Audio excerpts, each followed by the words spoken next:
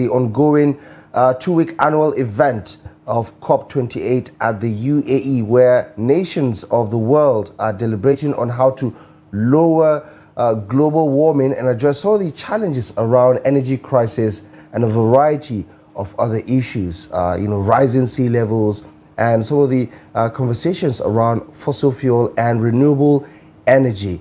Join us to unpack some of the developments as well as navigate the talking points on Nigeria and what it stands to benefit from the summit, as well as what we need to do to make a quick transition to renewable energies and some of the benefits that come with it. We have with us in the studio Andiego Ken Patrick, who is the manager of Sarius Palmetum Garden here in Abuja, and two of our virtual guests, one from Kano, is Dr. Murtala Mohammed, who is a researcher on climate change and urban studies at the Bayero University in Kano. Also join us virtually from Adamawa in Yola is Dr. Bamaiyi, who is a public affairs commentator and an environmentalist. Gentlemen, once again, good morning. This is our second take to introduce the conversation. So let's start it this way. If I can just get the sense from the researcher on climate change, perhaps Dr. Mohammed, let's first of all get your initial thoughts on the importance of a summit like this from the global perspective, but also what it means for a country like Nigeria that is also trying to make the most out of our fossil fuel deposits so that we can develop our country. Okay. It has been 28 years now that every year countries come together to discuss issues pertaining to climate change, particularly addressing the greenhouse gas emission. And you can see this is a global commitment towards addressing problem of climate change. And we know when it comes to issue of climate change, whether you contribute or not, you are being affected. And Nigeria, as one of the countries of the world, is also having challenges related to climate change and its impact. And that is why a convention like this one is always important, because it addresses this issue of climate change, issues of drought and desertification, issues of flood, and other tropical cyclones and other disturbances which are affecting the economy, the health, and everything around our life and livelihood. And you can see that is why every nation of the world, Nigeria inclusive, is trying to attend this kind of convention, because at the end, Nigeria is going to benefit from certain issues which has to do with addressing the global warming, which is among the top priority agenda for the development of the world. Okay. Dr. Agaso, your perspective on this whole conversation, because for most Nigerians, we cannot afford to miss out on the benefits of renewable energy. The opportunities are there economically, socially, environmentally, but also we cannot afford to forgo some of the opportunities we have with fossil fuel, for instance, that would give us the necessary revenues that we need to build hospitals, schools, address some of our infrastructure challenges, and so on and so forth. How do we strike a balance in this conversation? Because as much as Nigeria is a global player, just like America and China, the gravity of the situation vis-a-vis our contribution to greenhouse emissions vary. Well, I think that what we need to do, and I have been saying this for a while, and I say this from the depths of my commitment to the environment. You see, the environment is it's like the house in which we live, and we don't have any other house. If we do not take care of it, it's not going to take care of us. And the environment is created in such a way that it renews itself so it can take care of us. But human interference and intervention has created a situation where the environment is gradually becoming hostile to life, especially human life. And so, talking about Nigeria, we will remain committed to oil, oil explorations and all that going into the future, because, like you said, we need it to sustain our economy and bring about the development that is necessary. But I think that this is the right time that we, as people, begin to invest in renewable energy.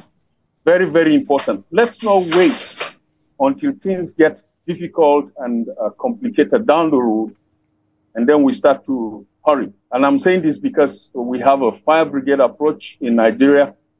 We don't do what needs to be done when it should be done. We wait until the 11th hour, and then we start running around. We had a senator not too long ago, Senator Ben Bruce, who in his engagement in the Senate and with Nigerians kept talking about moving away to electric cars and other forms of renewable energy.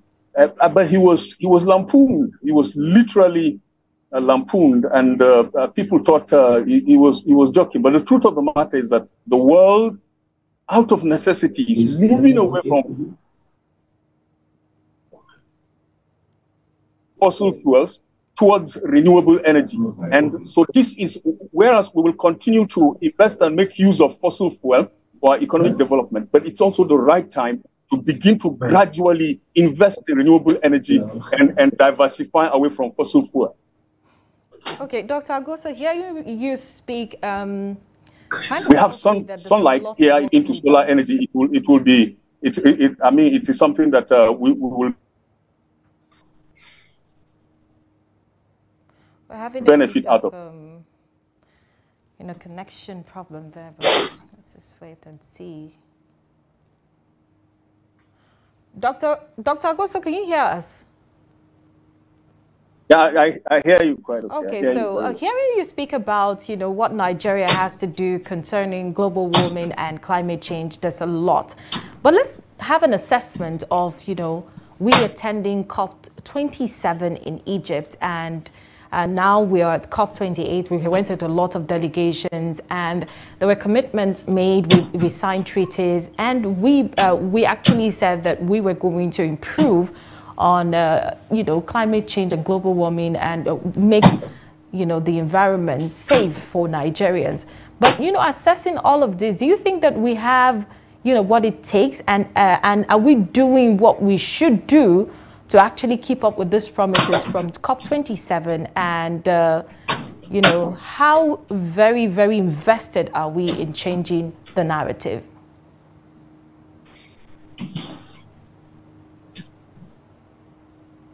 Well, my line has difficulties. I don't know what the problem Okay, but can you hear me now? is with the network today. It's since morning. So I don't know if whether you're hearing me. Yes, are you hearing me? Are you seeing me? Yes.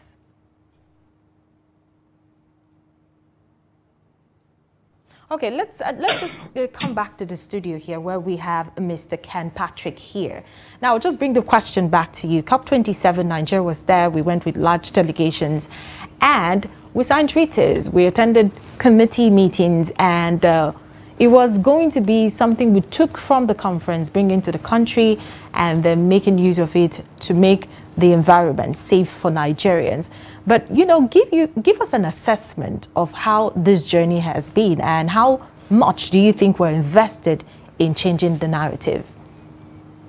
Thank you. I think the COP, as a conference of the parties, largely has been like an acknowledgement of scientific facts that the environment is changing. But again, given the players, the top leaders, political class, it's like it's becoming an event just to cover up for some other activities that should have been done in order to curb the climate change itself. Now, the gains of the COP 27, 28, and thereabout is, according to me, a choice. Whether you want to gain or you want to continue losing as you travel around with the other delegates to represent your country. For instance, I'm saying that because the players of the climate change parameters are actually the very people that are representing the countries, the organizations. But the gains they tap from the conferences are not released from their dockets down to the communities. You realize that climate change is a diverse, very diverse aspect of. So are you saying that, are you saying this because we are not going to the conference with the right delegation? We have the right delegations. Okay. But again, it is a mix-up of the right, and those who know and those who do not even know. And some of delegates are actually just going to have a nature out there. They come and tell the stories of how the cities are developing. But we forget what is climate change. Climate change is not just about temperature. It's not just about air, carbon. It's so diverse. And again, if you have to address the climate change, then we have to diversify our strategies. We have to come back to the community. We have to come back to the small and big polluters of the environment. Because environmental degradation is, we're actually talking about the cell, the environment around an individual, and the environment around the corporate world, the companies, the state, offices, all those things. So how do we deal with a situation if in case we'll just be going out and coming without thinking to the very aspect of what we are supposed to do? You don't think the action plan is targeted enough to make a difference in the lives of, communities and, in the grand scheme of things? Yeah, I've been doing this community mobilization on climate change and addressing or mitigating its effect. And the truth of the matter is that when you're talking about climate change, people just look at the seasons, the changing of erratic rains. That's all they know. But climate change is far much deeper. I think our education curriculum have misled us in a way on defining climate change. First of all, we are defining climate as weather parameters over a long period of time. Now, when you define weather as environmental, environmental parameter of an area over a short period of time. So short period of time translating into a long period of time gives us climate. Now, what are we talking about? The change of the climate. We're not talking about the change of the environment entirely. The environment is inclusive of the soil, biodiversity, is inclusive of the water, aquatic and terrestrial life. Is inclusive of the chemistry of the air. If you fail to understand that the chemistry of the air is what is contributing to the rise of the temperature, then you will fail to understand why we need to address certain aspects of, pollution. For example, how do you tell us that you want to address climate change and then you are refuting the fact that we need to go to renewable energy? It doesn't hold. I mean, the science is there. We have enough data to convince the entire world that, this is real, right? But the politics of it, and then the economics of it, how do we square that, in your view, to get ahead of the challenges? Because we seem to have this, we seem to be at a crossroad where we're trying to make compromises, but we're apparently not able to do it in time to implement and act on what needs to be done now, because time is of the essence, isn't it? Of course. Now, climate change mitigation, or the strategies to fight climate change, is actually, first of all, a mental aspect. We have to change our culture, our mindset. Unless we begin from that, wherever you will visit, whichever delegation you attend, it will not have... When you talk about culture, what are you talking about, to be precise? Now, look at a person who is looking at climate change as an aspect of the rich, and the rich looking at it as an aspect of the poor. Unless the two, the rich and the poor, come together and understand that it is a global aspect, then it's like a tug of war, two people pulling in different sides. Are you saying we're not all on the same page? We are not. Yes. Reason, sorry to use this term, the rich and the poor. But the truth of the matter is this. From the street, you will see a single-use nylon or plastic bottle. The question is, who is using these things? And the other question is, who is producing them? Now, when you're producing water in a single-use nylon, what aspect are you actually trying to address? Are you trying to address water scarcity? And if at all you're doing that, do you know that you're polluting the environment?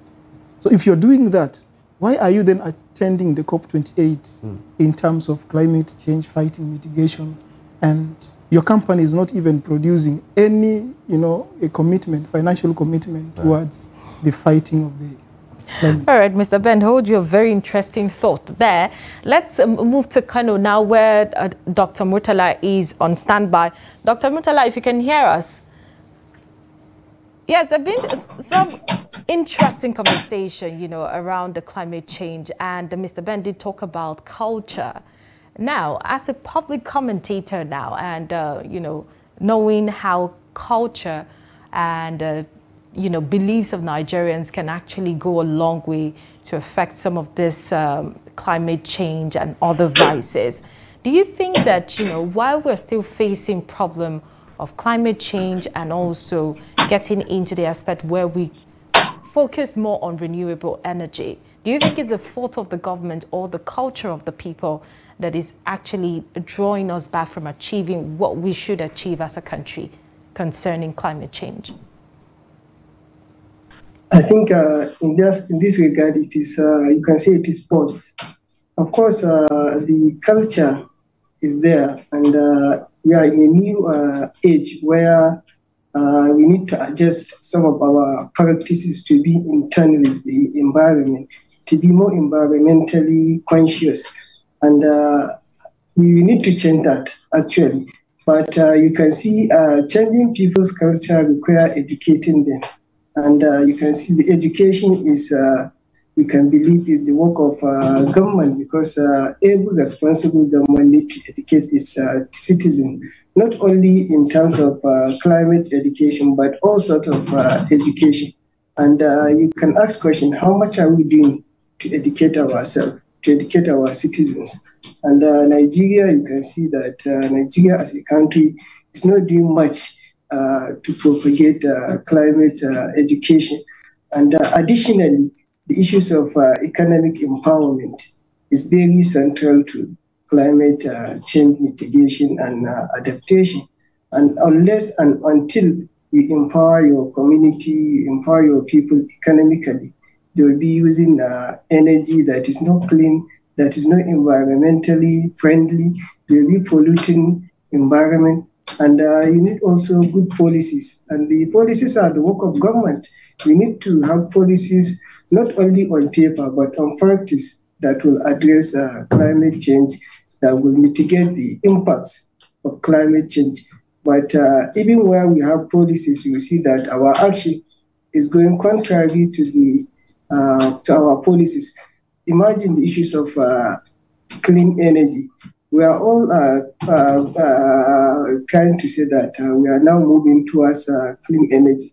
But when you have the price of some cleaner energy being at high side, it's like you are telling people to go and continue cutting bush, using fuel wood and other non-clean energy sources, therefore polluting environment. When your investment in agriculture is poor, you are telling people to continue to use old systems which are not environmentally friendly. You'll be going and slashing the forest, burning everything, and trying to cultivate food while at the same time destroying their environment. So economic empowerment, public education, having good policies should be the priority of our government if we are really serious about addressing climate change. And Doctor, just to double down on that, because you are from Kano, and we understand the potential that Kano has, as a commercial hub, because of the trade and the volume of the commercial activities in Kano, and also because of its historical antecedents there. But talk to me about what you just mentioned right now, where we're dealing with rising poverty, not just in Kano, by the way, across the country. But of course, because of Kano's population, you understand that the poverty level there is going to be quite significant, because the percentages also shows that the number is growing, likely because of the current economic climate that we're dealing with.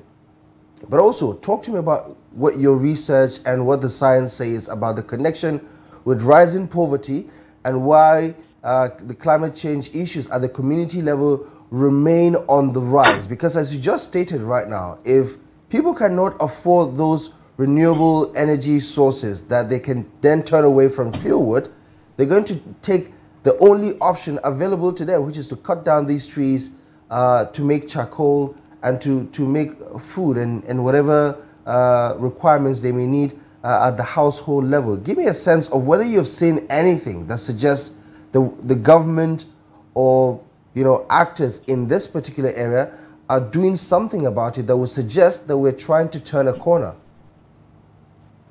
Yeah, of course, Kano is not only having large population, but also is situated in a fragile environment, which is a dryland area where the vegetation is scanty. And you can see where you have scanty vegetation, where your climate is highly variable, you are at the risk of having the impact of climate change hitting you most. But believe me, when you come to Kano, you see that the issue of climate change remains just a discuss within a cycle of few educated elites. Not only the state government, you can say that the Nigeria as a whole, and even when it comes to the various states, you see that we are not doing much to address this issue of climate change. Imagine how you have waste littering all over the environment, blocking waterways, adding more and exacerbating the impacts of climate change. Imagine a city like Kano, you don't have a single landfill, a formal landfill that will address the issue of waste management. And if you have the waste, if you have the having agricultural practices that are not in tune with the environment, you are actually risking the impacts of climate change. And the issue of poverty is there all over the place. So you can see that this is generally the issue in Nigeria, and Kano is not in any way different from all other cities of Nigeria and other states all over the country. Okay. Here you're speaking about poverty. I recall that, the gas increase in the price of gas has driven a lot of people into charcoal and firewood. And how do you get some of these things? You have to cut down trees and make do with whatever thing you come out for. But looking at it holistically now, I know that, there's a problem. And Mr. Ken, I would like to put this question to you. You carry out community sensitization on climate change. And to the ordinary Nigerian, when you talk about climate change, the first thing that comes to your mind is, okay, do not drop plastic in a river, or, the sachet water, dispose it properly. But I know that it goes beyond that. Now, it made me think about some other things that, probably might be the problem. Can we now streamline it to the simplification of the sensitization, of sensitizing the public? Is it the kind of words we use? Do we need to have illustrations when we have this community sensitization so Nigerians will understand, the damage associated with climate change issues and the rest of them? Yeah, truly. While on community mobilization, research on climate change and what they understand about it, we realized that one of the aspects that they do not know or they do not conceive is the language. Language being used in conveying this message. In conveying the message is way out of their scope. But again, for science information to trickle down, it needs people with expertise. It also needs resources, finances. That's why the COP28 is measuring on, apart from the fossil energy, is also finance. Now, you cannot reach the larger Nigeria with just as a national kitty. You have to dig deep, go to community organizations, religious groups. You have to go down into, education curriculum for you to reach these people. Because there are areas where the English itself or the French language is inadequate, right? Yes. Right. So you realize there's a lot to be done. It's not just about what we see, what we do. The practice itself, the culture, listen to leaders. What do they say? And at the end of the day, what do they do? It's far much beyond just these parameters that we are looking at. The Nile of the, everybody, everywhere, polluting the environment, anyway, and how you see. So there's much to be done. There's much to be done. One, in conveying the message, and two, facilitation of the information to trickle down to the community level. Right. And when you look at, especially to draw from the point that Dr. Murtala made, where, listen, if you want to have a conversation about it, sure, let's just talk about it. Futuristically, let's make it an academic exercise. However, we have not seen, even at the global stage, because, remember the Paris Climate Accord, Donald Trump came to power and he decided, no, we're not going in this direction anymore. Even at the top level, the top global players are disagreeing with regards to the way forward. Is China supposed to take an even bigger role in addressing it because it is considered the biggest polluter in the world? What is the role of the EU in addressing some of these things? They're trying to buy African nations by paying them so they stop, exploring some of these, areas where African countries can make money off of it. Give me a sense of, the various layers of this conversation, right? I mean, the science is there, and, for the most part, people don't listen to the science, right? I mean, COVID was also a very good example where, people decide they don't need the science to believe whether or not COVID-19 is real. Talk more of global warming, where people can sometimes, believe that, it's just an act of God. Humans are not the ones determining whether there's going to be enough rainfall or flooding or rising sea levels. We have nothing to do with all of that. Talk to me about all of the gaps and all the layers and how much work really needs to go into this conversation so that a larger percentage of the population understand but are also stimulated to take action with regards to their everyday life.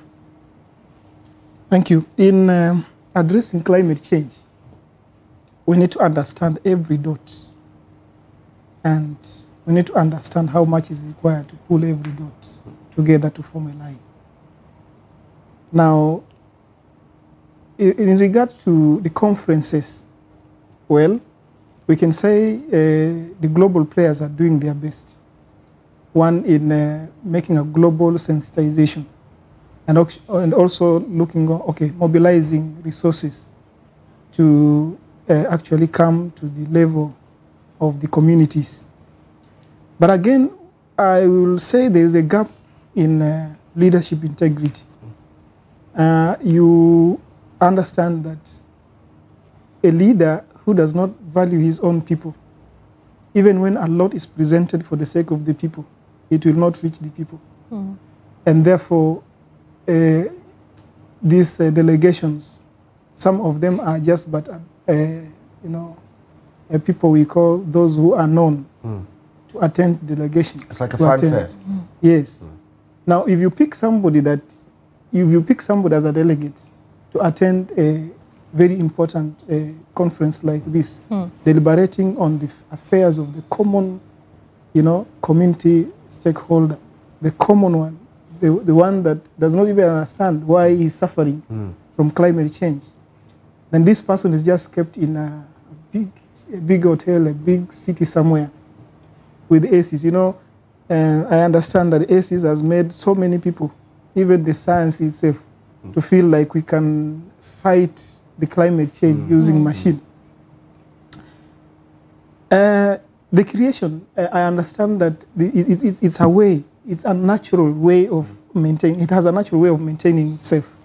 But when you disrupt the natural way, there's a way it has to pay you back. And we've seen it already, isn't it? The flooding. Yes. Now, somebody will ask, how do we connect a tree with flooding? How do we, connect, health, global health diseases, pandemics? How do you connect it with, pollution of a lake? Okay, that is a question to ask.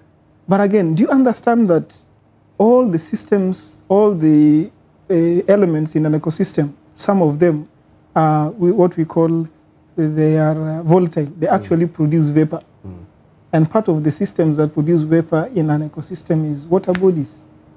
And if water body is contaminated, part of the vapor is carrying some microorganisms. And you are release them in air. Wherever they will land, whatever they will do, science will tell you is what we call the fear of the unknown. You don't know what will happen later. So you will, at the end of the day, say we have a health or a global health pandemic, but we don't know where it came from. So we'll say maybe it's the gods doing. Ken, do you think the language needs to change itself? The phrasing needs to change? Because even, global powers like America, for instance, you listen to their Congress, you listen to their senators, the way they are dismissive of the science, for instance. They say, listen, these people are just scaremongering us. They are being paid for by these renewable energy companies who are trying to, take out the competition that is in the fossil fuel industry. There is we can't believe the science because it is just made up. Do you think there's something we need to do to not necessarily dumb down the science so that everybody can understand, but what do you think is missing in terms of connecting the dots so that people can actually relate to what the science is saying? Now, one of the aspects of the gap between climate change and the effect and the mitigation and the players is actually the goodwill. The language might not really change, although we are saying culture has to change. And part of the components of culture is language. But science has its own language, and there is no way you can change it. Like when a scientist tells you that the global terrestrial temperature is changing, there's no other way you can put it. It's just that temperature at the global aspect on the land, that is terrestrial, is changing. So we need to understand what is the cause. And science will still tell you what the cause is. But you see, the culture of which we do not want to relate a thing that is far from us. You see, like Aberdare Forest in Kenya, how does it relate with the, Nile? People will not want to understand that. So that is a doubt. They do want to understand, or the language, in itself, it's heavy for them to understand. It's not about the language. People do not want to understand the culture in itself. That's why we have even cultural boundaries. Some of the cultural boundaries are rivers. A person in this side and the person on the other side are made to behave like they are different. You see? But we can link the two by a bridge. So when they begin to interact, you will now realize, oh, these people are together. So something that is far away, if interrupted, can affect you as an individual, wherever you are. And we need to understand those. So we need to understand those things. Those are the the fixing, the bringing together of the dots that you are talking about. Science is there, the political powers are there, and all of these things are players in climate change. Okay, coming back to COP28 now, I know that this is a decisive moment for nations to come together to talk about issues concerning climate change. But I know that some of these issues are peculiar to some countries than the other. For Nigeria, what should we be focusing on at the moment? What are those climate issues that should be at the front burner for us? I've not gone or traversed Nigeria so much. but the little villages I've been in, you will just realize that there's something amiss. Either it's leadership or the culture of there's definitely leadership. You just have to say and something else, because the leadership question is always there. Always. Right. All right. So maybe it's that leadership aspect, but again, do we need to be led to do what is right? For instance, you walk around, you just find all kinds of dirt and litter, just here and there. I want to believe that Nigeria as a country has a strategic plan, in everything, in environment, physical planning of a city. One will want to ask, do we have a sewer system? Do we have sewage or waste collection system? And how do we do it? Then at the end of the day, how do we separate the waste? Or how do we prevent it from actually damaging or deteriorating the environment? Now, if we begin to ask simple questions and address them at a community level, even leadership, the one we are saying that is not helping us, they will begin to listen. So we need what we call entry points. We need key leaders from the community, leave alone the national leaders, political leaders. We need people. And that's why I usually say that climate change aspects of fighting, mitigating climate change is actually a war on itself. Right. And is a war of the community versus the world or the political class. Right. Okay. Let's bring back Dr. Bamaiyi to the conversation. Hopefully the connection allows us to have a proper conversation regarding some of the issues raised. Now, Doctor, I think we can all agree, especially from the Nigerian context, that before even climate change was a thing, we had our own local community level recycling sort of behavior where the babambolas play a significant role, whether it's aluminium, metals, some plastics, because they can easily be recycled, right? Recycling has been a part of the culture, even though at a small level.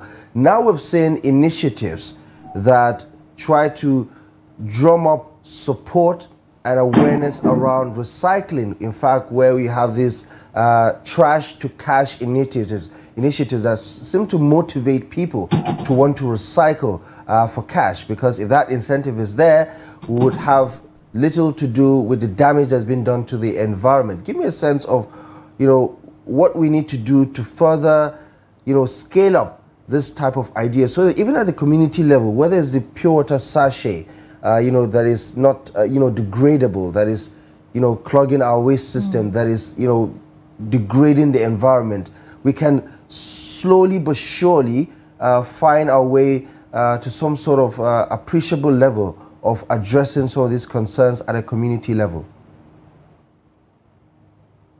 Well, thank you. While COP is discussing environmental issues, transition to renewable energies, how to reduce greenhouse gas emissions, going forward to keep the global temperature under 2.0 degrees Celsius, we have to contribute our part at the local level.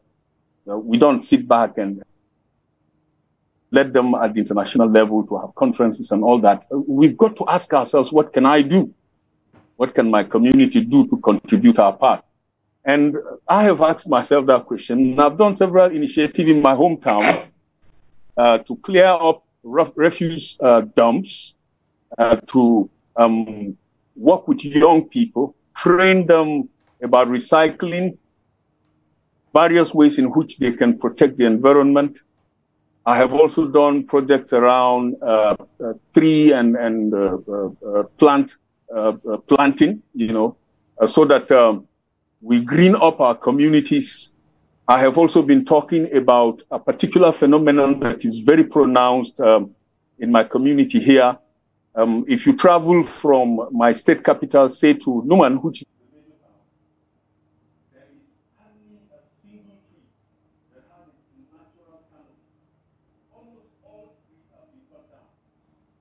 They don't have their natural canopy. They're not growing the natural strength. And this cutting down has to do with the need for firewood. They're looking for plants to fend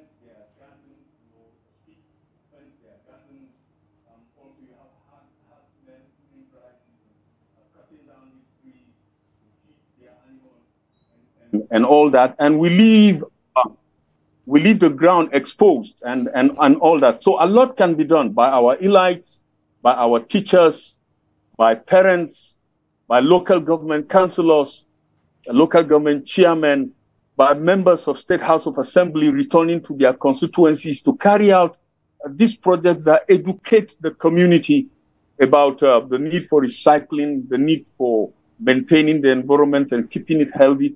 You know, earlier on when I was talking, I said the environment is the house in which we live. We don't have any other house. If we take care of it very well, it takes care of us in return. And so everybody has to be involved. The traditional community, traditional institutions, the civil society, which is the vocal aspect of it, the civil society, it has to be said, has been deeply involved in this. The traditional institution is not very much involved. Government institutions and our elites, everybody, our hands have to be, you know, on the plow to ensure that we keep our immediate environment clean and healthy, and then we can engage in talking about the wider environment and keeping temperatures below 2.0 degrees Celsius. Right. Okay. Dr. Murtala, I don't know if you still have a connection good with Dr. Murtala in Kano, but let's talk about that Great Green Wall Initiative. It was supposed to champion, you know, the cause again in addressing the issue of desertification or deforestation. In Nigeria, we've seen some level of compliance. It depends on which state you're talking about. At the federal level also, we've seen some sort of commitment in the past. But it does appear that we're taking our feet off the pedal and the commitment is losing its momentum. What do you have to say about, you know, government's commitment to addressing this? I mean, obviously they take part in all these international events, but realistically speaking, based on the actions of the government, do you think we are that committed to addressing the various layers of issues around climate change?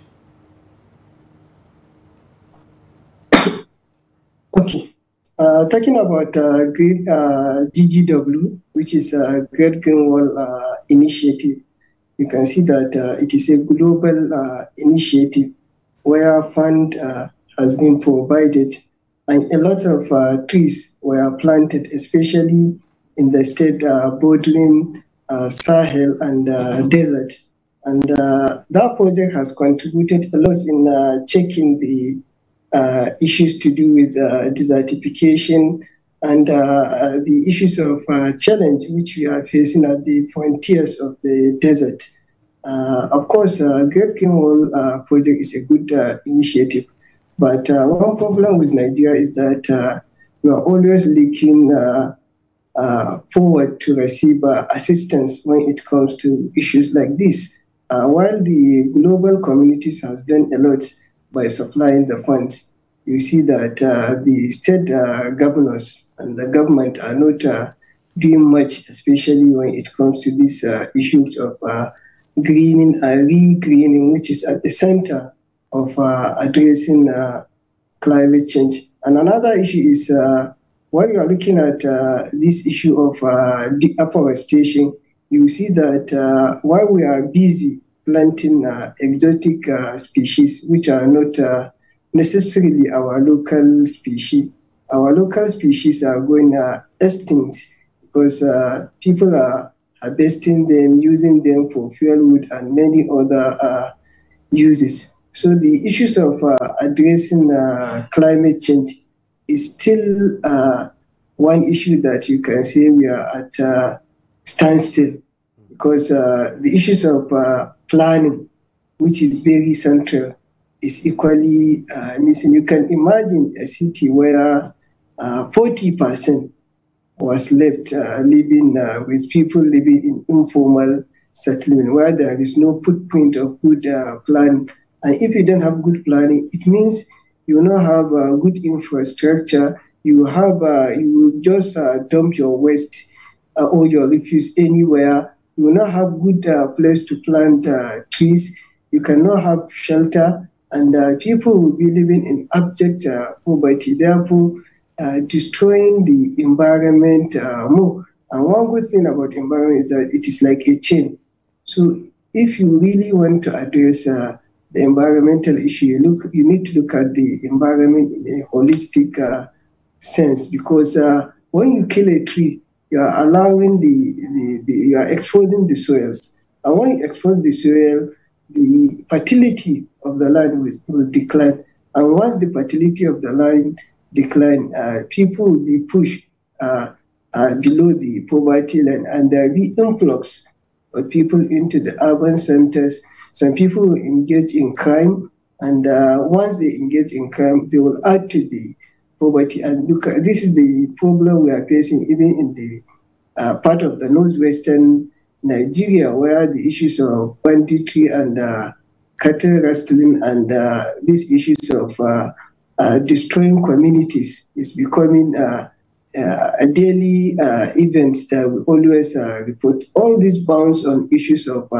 having poor and unhealthy environment, which is one of the key impacts of climate change. So really, when you talk about state and politics in Nigeria, I think this is where most of our problem lies.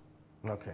Mr. Ken, obviously these are very important real issues, and they vary from country to country, clearly. The challenges are similar, but they're not necessarily the same.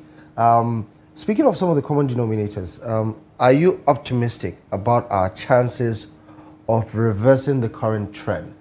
I mean, very interesting that Dr. Agusi said some people would cut down the trees so that they can protect their gardens. So we do have some of the appreciation for the ecosystem, right?